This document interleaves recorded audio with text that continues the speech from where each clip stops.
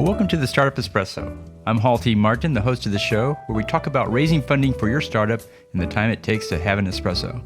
I hope you enjoy this episode. Hello, this is Hall T. Martin with the Startup Funding Espresso, your daily shot at startup funding and investing.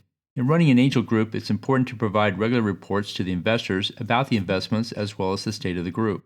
For individual investments, negotiate regular updates from the startups to include the following: sales reports tracking leads, pipeline, and closed sales on a monthly or quarterly basis.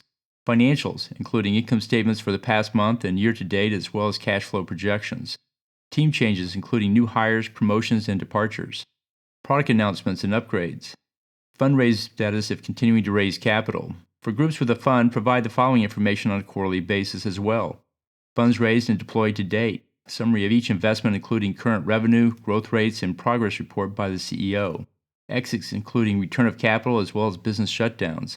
Fund metrics, including distributed to paid-in capital called DPI, the total value to paid-in ratio called TVPI, as well as the internal rate of return.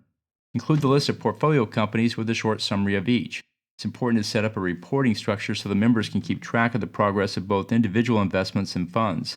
Thank you for joining us for the Startup Funding Espresso, where we help startups and investors connect for funding. Let's go start us for the day.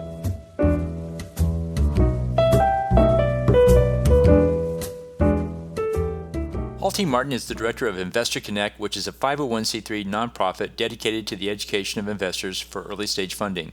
All opinions expressed by Hall and podcast guests are solely their own opinions and do not reflect the opinion of Investor Connect. This podcast is for informational purposes only and should not be relied upon as a basis for investment decisions.